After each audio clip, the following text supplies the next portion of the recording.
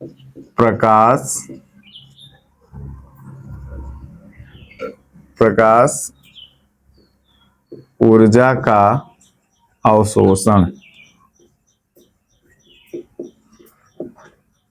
हम लोग जानते हैं जो क्लोरोफिल होती है, क्लोरोफिल जो होती है, क्लोरोफिल की सहायता से प्रकाश ऊर्जा को अवशोषित किया जाता है। प्रकाश ऊर्जा को अवशोषित किया जाता है।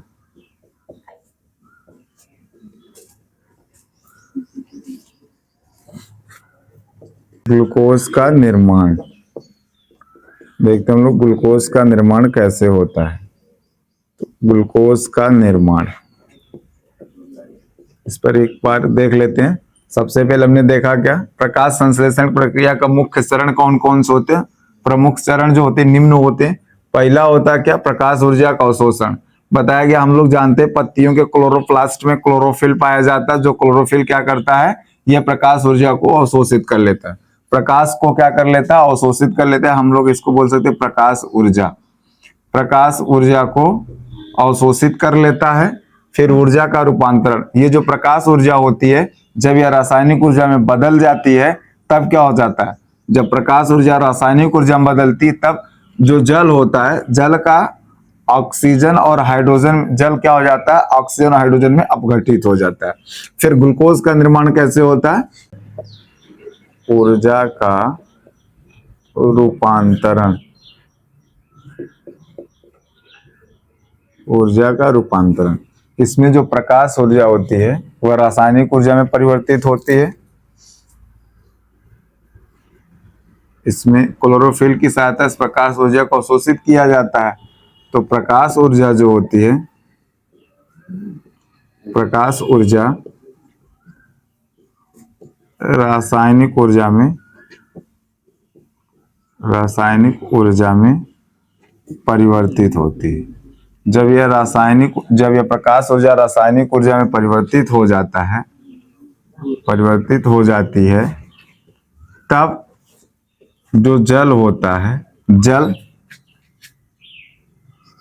ऑक्सीजन और हाइड्रोजन में बदल जाते हैं, अपघटित हो जाते हैं। नंबर 3 कौन सा है, कार्बन डाइऑक्साइड होता है। जो कार्बन डाइऑक्साइड का कार्बोहाइड्रेट C6H12O6 ग्लूकोज में अपघटित हो जाती है।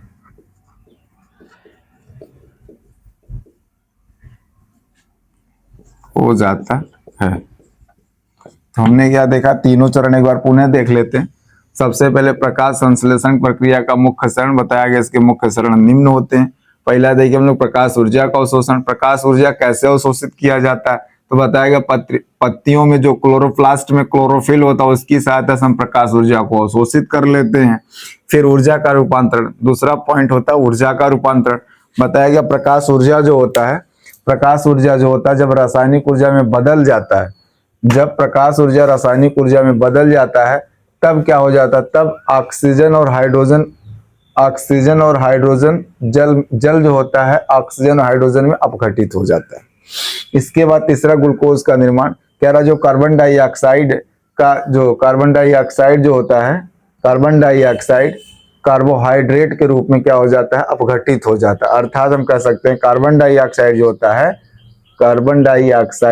है ग्लूकोज के रूप में अपघटित हो जाता है। ये तीन जो इसके मुख्य चरण थे।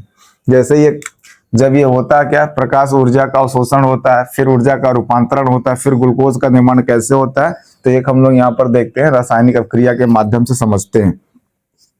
ये वायुमंडल से कार्बन डाइऑक्साइड मिल गई, ये जड़ से जो है जल मिल गए। इसके बाद क्या चाहिए होता है, सूर्य का प्रकाश चाहिए होता है। जब प्रकाश मिलेगा तभी तो प्रकाश ऊर्जा अवशोषित होगा। सूर्य का प्रकाश चाहिए होता है और क्या चाहिए होता है, क्लोरोफिल। जब क्लोरोफिल रहेगा तभी सूर्य के प्रकाश को अवशोषित कर पाएगा, क्लोरोफिल चाहिए होता है। और जब क्लोरोफिल जब अवशोषित हो जाता है, क्लोरोफिल के माध्यम से प्रकाश, सूर्य का प्रकाश अवशोषित हो जाता है, तो ये प्रकाश जो होता है, प्रकाश ऊर्जा जो होती है रासायनिक ऊर्जा में बदलती है। जब रासायनिक ऊर्जा में बदलती है तब जल और इसी जल का हाइड्रोजन और ऑक्सीजन में अपघटन हो जाता है और कार्बन डाइऑक्साइड के साथ मिलकर, तब कार्बन डाइऑक्साइड के साथ मिलकर ये कार्बोहाइड्रेट में क्या होकर अपघटित होकर क्या बना देते हैं, ग्लूकोज बना देते हैं। तो यहाँ पर देखते हैं हम लोग, कार्बन डाइऑक्साइड जल के साथ अब क्रिया करे तो बनाती क्या है, ग्लूकोज बनाती है, C6H12O6 बनाती है और बनाती है ऑक्सीजन बनाती है और क्या बनाती है, हाइड्रोजन ऑक्साइड बनाती है, जिसको हम लोग जल बोलते हैं। कार्बन डाइऑक्साइड मिलती है जब जल के साथ, सूर्य का प्रकाश होना चाहिए, क्लोरोफिल होना चाहिए, तब यह क्या बनाती है, ग्लूकोज बनाती है, ऑक्सीजन बनाती है और जल बनाती है। मैंने एक क्रिया आपको बताया था, वाष्पोत्सर्जन की क्रिया। तो ये जो स्टोमेटा होते हैं, जो रंध्र होते हैं, जिसको हम लोग रंध्र बोलते हैं, रंध्र होते हैं, इसी रंध्र के माध्यम से ऑक्सीजन और जल को क्या कर देती है, ये उत्सर्जित करती है, ये उत्सर्जित करती है। और जब इसको ये उत्सर्जित करती है तो ऑक्सीजन निकल गई, इसका मतलब ये तो गैसों का विनिमय हो गया। और जब जल इस स्टोमेटा के मार्ग से बाहर निकलता है तो इस क्रिया को हम लोग बोलते हैं वाष्पोत्सर्जन। क्या बोलते हैं, वाष्पोत्सर्जन बोलते हैं। एक बार समीकरण संतुष्ट करते हैं, 6 कार्बन हो गए, ऑक्सीजन की बात कर लेते हैं, 6 दूनी 12 और 12 ऑक्सीजन, 24 ऑक्सीजन हो गए। इधर देख लेते हैं हम लोग कितना ऑक्सीजन है, 6 ऑक्सीजन है, 12 6 18 है और 18 और 12 6 दूनी 12, 12 6 18 ऑक्सीजन इधर हो गया और 18 6 24 ऑक्सीजन। यहाँ भी कितनी हो गई, 12 और 12 और 12 24 ऑक्सीजन हो गई। हाइड्रोजन कितना हो गया, 24 हाइड्रोजन हो गया, 6 दूनी 12 और 12 24 हाइड्रोजन हो गया। ठीक, इस प्रकार हमने क्या देखा, इस प्रकार ये जो प्रकाश संश्लेषण की प्रक्रिया आपके सामने संपन्न हो रही है। और जब प्रकाश संश्लेषण प्रक्रिया संपन्न होती है क्या बनता है, ग्लूकोज बनता है, ऑक्सीजन बनता है, ग्लूकोज बनता है और ऑक्सीजन बनता है और क्या बनता है, जल बनता है।